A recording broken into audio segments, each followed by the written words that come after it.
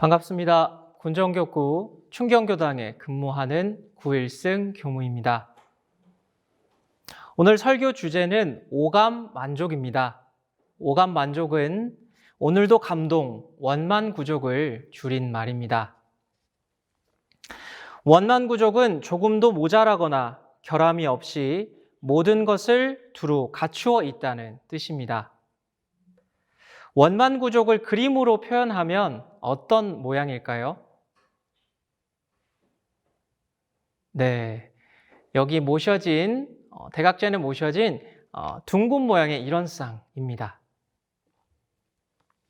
소태산 대종사님께서는 정전 일원상 법어에서 법신불 일원상은 우리의 육근을 사용할 때 쓰는 것이라고 하셨습니다. 교당의 대각전에 모셔진 법신불 일원상에 합장 인사만 하는 것이 아니라 육근에 활용하려고 하셨습니다. 원만구족하고 지공무사한 이 원상을 여러분은 잘 사용하고 계신가요? 오늘은 내용을 전달하는 설교라기보다 원만구족하고 지공무사한 이 원상을 사용할 때 어떤 상태이며 어떤 느낌인지를 저의 경험에 비추어서 편하게 이야기해 보겠습니다. 한번 들어보시고 공부기를 잘 잡았다면 잘 격려해 주시고 잘못 잡았다면 언제든지 가르침을 주시기를 부탁드리겠습니다. 제가 원광대학교 원불교학과 3학년을 다닐 때 복학을 앞두고 만덕산 훈련원에서 지내는 중 아침 좌선 시간이었습니다. 아침 좌선이 마치고 입정이 끝나고 의두연마 시간이었는데요. 그 의두연마에서 화두가 바로 여기 보이는 것처럼 마음이 곧 부처라 하였으니 그것이 무슨 뜻인가 하는 이 의두요목 12조의 화두였습니다. 이 의두요목을 듣자마자 머리가 시원해지면서 입가에 미소가 절로 지어졌습니다. 그때는 왜 그랬는지 잘 이해할 수 없었는데요. 지나고 나서 생각해 보니까 그동안 부처라는 어떤 관념을 부처는 훌륭한 인격을 갖춘 하나의 대상으로 생각하고 있었습니다. 제가 생각했던 그 관념이 깨어지는 순간 머리가 시원해지고 절로 미소가 지어졌습니다. 그래서 지금 여기 있는 이 마음이 바로 부처님과 같은 마음이며 대종사님께서 말씀하신 원만구족하고 지공무사한 그 자리입니다. 따로 법당에 모셔진 이런 상이 아니라 바로 지금 여기 있는 우리의 마음 자리입니다. 원만구족을 느낌으로 표현한다면 만족감입니다. 여러분은 어떨 때 만족감을 느끼시나요?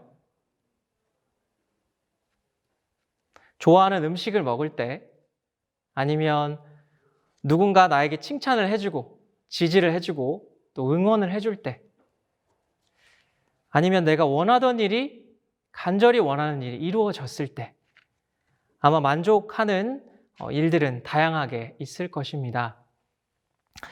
그런데 아주 짧은 순간이지만 우리가 만족을 느낄 때는 그 순간에는 지금 여기 마음이 온전하게 존재하고 있습니다. 마음이 과거나 미래에 가 있지 않고 현재 온전히 있을 때 바로 그 만족감을 느낄 수 있는 것이죠. 이처럼 형상 있는 물건이나 환경에 의해서 만족을 얻는 것은 대종사님께서 인간락이라고 하셨습니다. 이 인간락도 아주 중요하고 필요하죠. 우리가 살아가는 삶 속에서 희로애락 속에서 만족을 얻는 것이 평범한 삶입니다. 그런데 형상 있는 것이 아니라 또 외부에 주어지는 환경이 아니라 그런 아무런 외부적인 조건이 없이도 그저 지금 여기 누릴 수 있는 낙이 있습니다. 바로 그것을 대종사님께서는 천상락이라고 해주셨습니다. 천상락은 도로서 즐기는 마음락입니다. 마음으로 기뻐하는 것이죠. 저는 학부 3학년 때 겨울에 동선을 나던 중에 몸과 마음이 가벼워진다고 느낄 때가 있었습니다. 앉아서 선을 하고 있었는데 어느 순간 몸과 마음이 너무나 편안하고 가볍고 지금 이 순간 이대로 아주 행복한 마음이 들었습니다. 그리고 마치 물속에 머물듯이 잔잔하고 고요한 그 마음의 상태가 느껴졌습니다.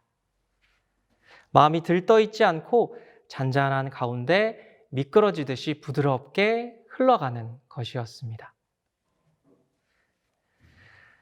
그래서 도로스 즐기는 이 마음락은, 이 만족감은 그렇게 어렵지 않습니다. 지금 여기 온전히 머물기만 하면 됩니다.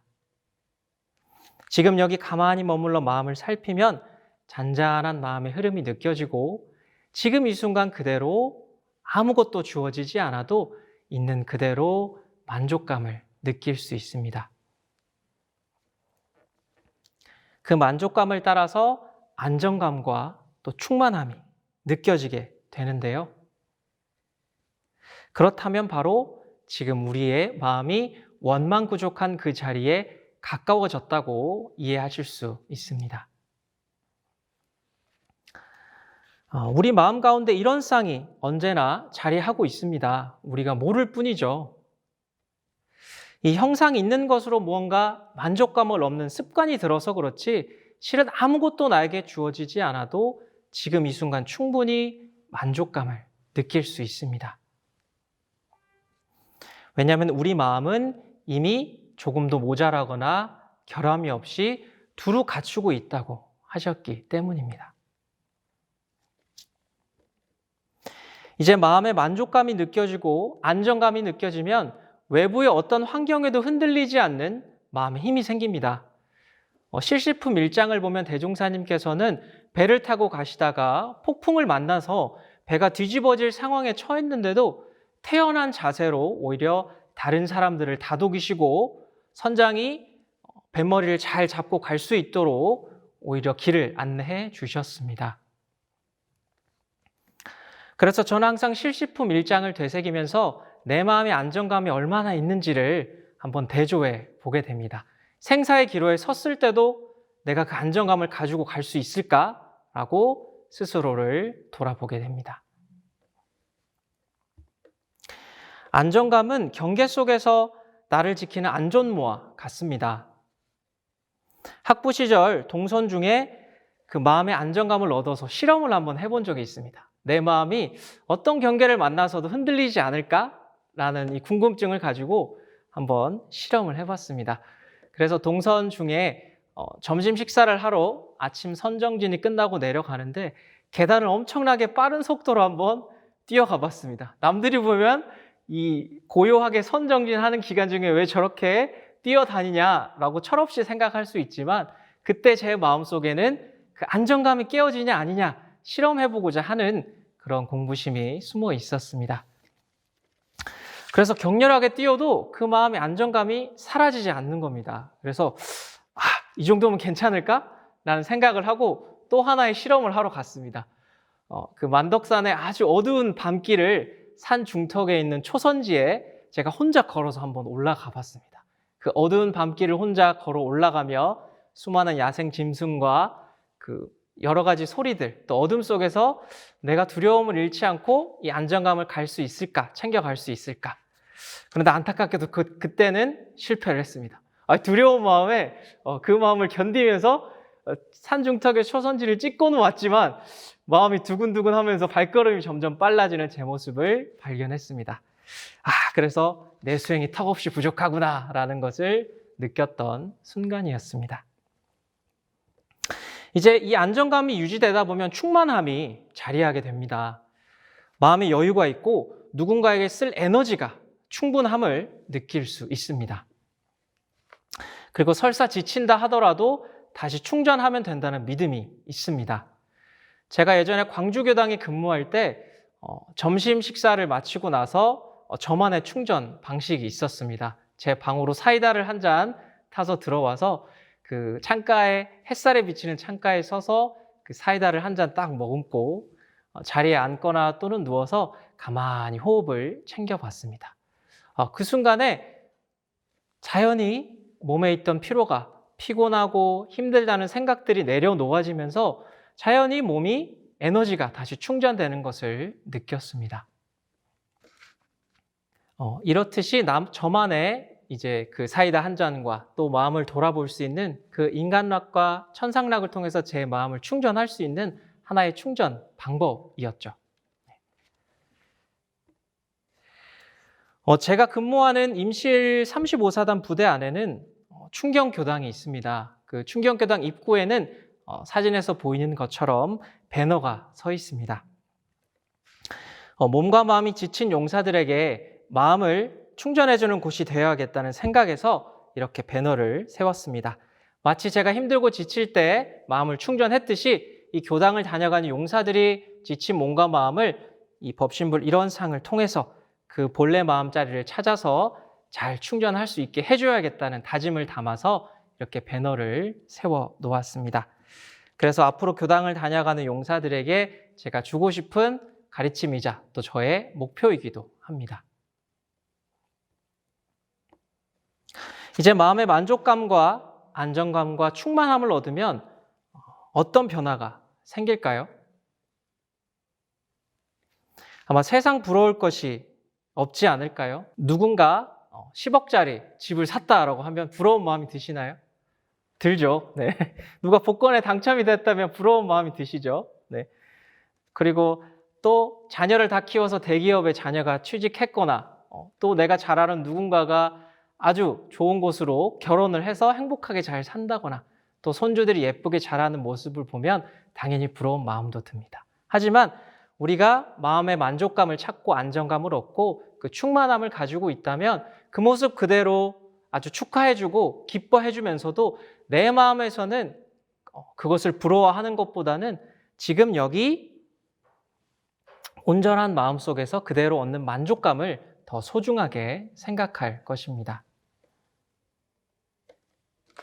그래서 대종사님께서는 이 원상의 진리를 각하면 시방삼계가 다 오가의 소유인 줄을 안다고 하셨습니다. 다시 말하면 부러울 게 없다는 말씀입니다. 내가 시방삼계를 다 소유했는데 무엇이 더 채울 것이 있겠습니까? 물론 부러울 때도 있겠죠. 그것이 우리의 인생이겠죠. 그래서 마음 공부를 더 해야 하는 이유이기도 하고요. 하지만 대종사님께서 허공법계를 이전 등기하라고 하셨습니다. 유한한 물질의 만족보다 무한한 마음의 세계를 소유하라고 하셨습니다. 아마 저도 출가를 하지 않았다면 남들처럼 집을 사려고 아둥바둥 바쁘게 살았을 텐데 지금은 이 허공법계를 소유하려고 아둥바둥하고 있습니다. 그런데 말은 쉽지만 실제로는 이 원망부족한 마음 자리를 챙기는 것이 어렵습니다. 네. 그래서 대종사님께서 친절하게도 지공무사라는 표현도 함께 해주셨습니다. 지극히 공정하여 사사로움이 없는 경지. 여기서 사사로움이란 한 생각을 뜻합니다. 내가 사로잡혀 있는 분별과 주착심을 뜻합니다. 이것은 좋다, 나쁘다. 이것은 나에게 이롭다, 해롭다. 좋다, 싫다. 이런 것들을 다 내 스스로 분별하고 그 분별한 마음에 사로잡혀서 고정관념이 생긴 것이 바로 주착심입니다. 우리가 이 마음을 내려놓지 못하기 때문에 지공무사가 되지 않고 원망부족한 있는 그대로 편안하고 만족할 수 있는 그 마음 자리를 찾지 못하는 것입니다. 저는 시간이 날 때마다 수영을 자주 합니다. 제가 2년 전에 허리 디스크가 터진 이후로 몸 관리를 위해서 계속 수영을 열심히 하고 있는데요. 이제 항상 수영을 하고 좀 지치면 저는 천장을 보고 누워서 몸에 힘을 빼고 가만히 물 위에 떠 있습니다. 여기 무라일체라고 PPT에 표현이 되어 있는데 만물 물자가 아니라 저는 수영장에 있는 물과 하나가 되는 무라일체를 자주 느낍니다. 그저 몸에 힘을 가만히 빼고 있으면 그 물의 출렁임도 느껴지고 내가 하나도 느껴지지 않고 가볍게 물 위에 떠 있는 그런 상황을, 그런 느낌을 경험할 수 있습니다. 이것이 그 수영장에서만 해당하는 게 아니라 내가 모든 만물을 대할 때 내가 생각하는 관념을 놓고 힘을 빼면 상대방과 또 그런 대상과 하나가 될 수 있는 기회가 생기는 것 같습니다. 그래서 저는 그렇게 수영을 할 때 편안하게 있다가 다시 수영을 하면 이제 물의 흐름도 느껴지고 많이 힘들이지 않아도 그 물속을 헤치면서 앞으로 쭉쭉 나가는 것을 느낄 수 있습니다. 그것이 바로 물과 한 몸이 되는 물화일체죠. 네. 또 하나가 되는 경험은 이제 일체감입니다. 유명한 화두가 있습니다. 서가모니 불께서 대중이 모인 자리에서 꽃을 한 송이 딱 들어 보였는데 모두가 어리둥절하게 왜 꽃을 들었지라고 생각하는 순간에 마하가섭 존자는 그 꽃을 보면서 슬며시 미소를 지었다고 합니다. 그랬더니 부처님께서 나의 정법 안장을 나의 가르침을 너에게 전하노라 이렇게 표현을 해주셨는데요. 꽃이 아름다운 이유는 대자연의 이치에 따라 순환하고 있기 때문입니다. 꽃은 또 우리가 아름답다고 느끼는 자연은 끊임없이 순환하고 있습니다. 우리처럼 하나의 생각에 사로잡혀서 분별과 주착심을 붙잡고 있지 않습니다. 어쩌면 부처님께서 그 꽃 한 송이를 딱 들었을 때 이런 질문을 하지 않으셨을까 생각해 봅니다. 너는 이 꽃처럼 어디에도 사로잡히지 않고 몸과 마음의 자유를 얻었느냐? 이렇게 물어보셨을 것 같습니다. 마하가섭이라고 분별 주착이 없었겠습니까? 딱 그 꽃을 든 순간 하는 하나의 깨침과 함께 그 분별 주착을 내려놓았고 그때 자연스럽게 꽃과 하나가 되어서 그 염화미소라고 표현하는 그 자연스러운 미소가 지어졌지 않았나 생각을 해봅니다. 요즘에는 그 꽃들이 한창 피어나는 경치를 보면 생동감이 많이 느껴집니다. 자연의 이치에 따라 피고 지는 그 모습들에 생동감이 아주 넘치고 있죠. 우리 마음도 끊임없이 움직이는 생동감이 있습니다. 다만 우리가 내가 생각하는 관념에 사로잡혀서 온전히 느끼지 못할 뿐이죠. 저는 대학교를 다니는 시절에 많이 힘든 고비가 있었습니다. 어느 날부턴가 모든 것이 의미가 없고 수업도 재미가 없고 인생도 재미가 없고 마치 우울증에 걸린 것처럼 아무것도 하기 싫었습니다. 그래서 정말 아무것도 안 해봤습니다. 네. 원래 새벽에 자선을 저희 일주일 정도 안 나가면 학교를 쉬어야 하거든요. 권고 휴학을 받는데 그게 중요한 게 아니라 내 인생의 길을 잃은 것 같은 그런 무기력과 우울감이 있어서 다 포기해버렸습니다. 그래서 거의 일주일 동안 잠을 엄청 잔 것 같습니다. 잠을 엄청 자고 수업도 안 나가고 밖에 놀러 다니고 그 시절에 다행히도 많은 도반들과 스승님들께서 저를 가만히 지켜봐 주셨어요. 말 없는 가운데 응원을 해 주셨습니다. 그래서 그런 시간을 보내다가 이제 한 일주일 정도 하니까 이제 좀 잠도 많이 자니까 이제 오전에 자연스럽게 일어나지더라고요. 그래서 어느 날 아침에 일어나서 숙소의 창문을 한번 딱 열었는데 그 뒤에 숲이 있습니다. 소나무 숲이 있는데 새소리가 갑자기 들리는 것입니다.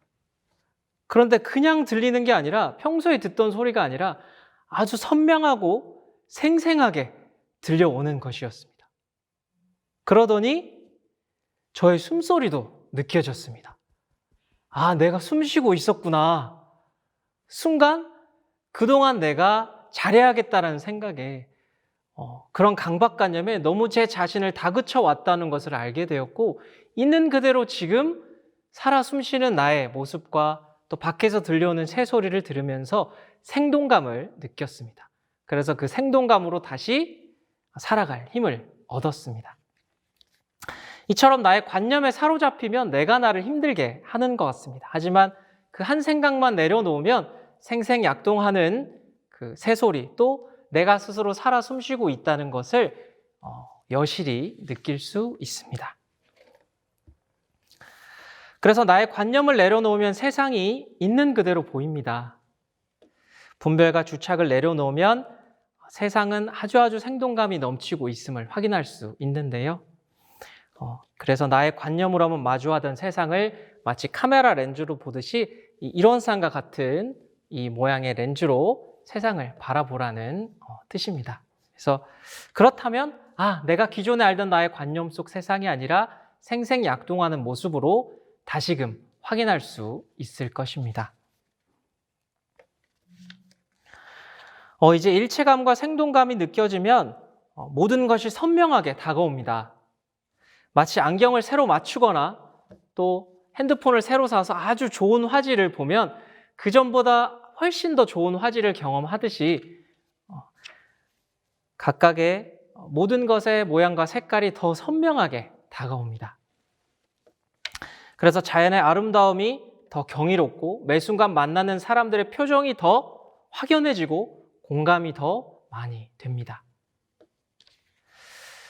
그런데 처음 본 사람들에겐 그게 잘 적용이 됩니다. 나에게 나를 시비하지 않는 자연도 우리가 쉽게 바라볼 수 있죠.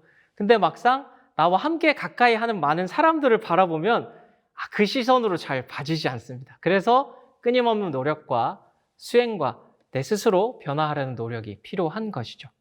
이 분별과 주착하는 마음을 내려놓으면 조금 전에 말씀드린 것처럼 생동감, 일체감, 또 선명함을 느낄 수 있습니다. 나라는 생각을 놓으면 있는 그대로 세상을 바라볼 수 있는 것이죠.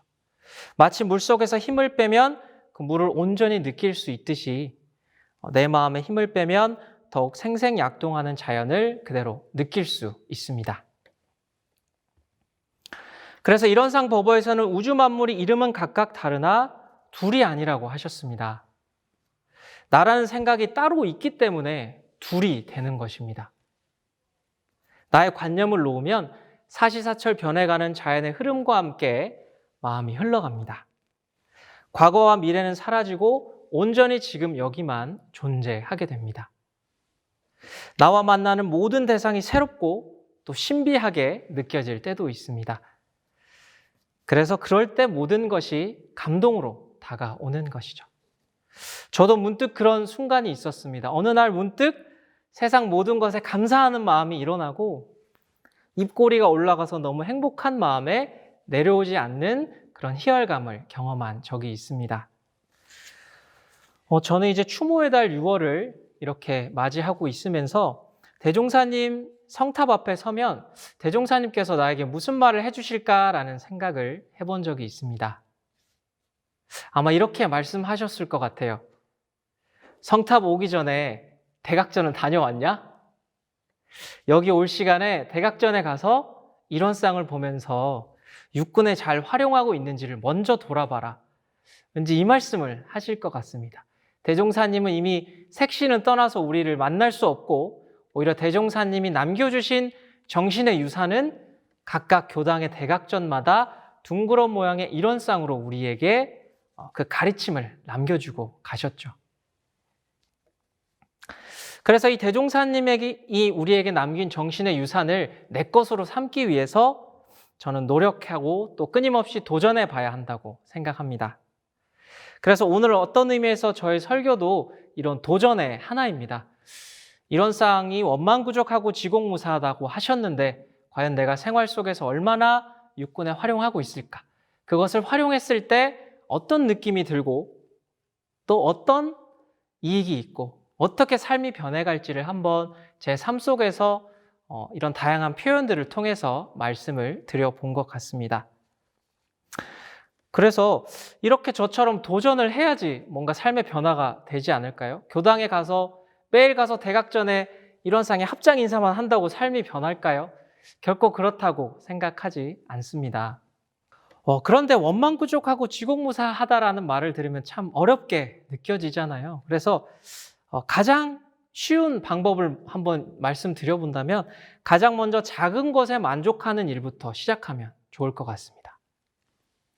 그 만족감을 외적인 환경이나 물질로도 채울 수 있지만 거기에 만족하지 않고 지금 이 순간 우리가 가지고 있는 마음에 그 마음을 바라보며 한번 채워보시기를 추천드립니다. 그래서 내 마음의 만족감과 안정감과 충만함이 가득 차고 또 일체감과 생동감과 선명함이 드러날 때 삶의 모든 순간들이 감동으로 밀려올 수 있을 것입니다. 우리 마음은 생각으로 절대 닿을 수 없습니다. 요즘처럼 맑은 날씨에 하늘을 올려다 보시면서 숨을 한번 크게 들이쉬어 보시고 또 숨을 크게 내쉬면서 나에게 있는 모든 분별주착을 다 내려놓아 보시면 바로 그 자리가 지금 여기가 온전히 원만구족하고 지공무사한 그 자리일 것입니다. 그래서 오늘도 그 원만구족하고 지공무사한 자리를 찾아보면서 감동을 얻는 하루가 되시기를 염원드리면서 오늘 저의 말씀 마치겠습니다. 감사합니다.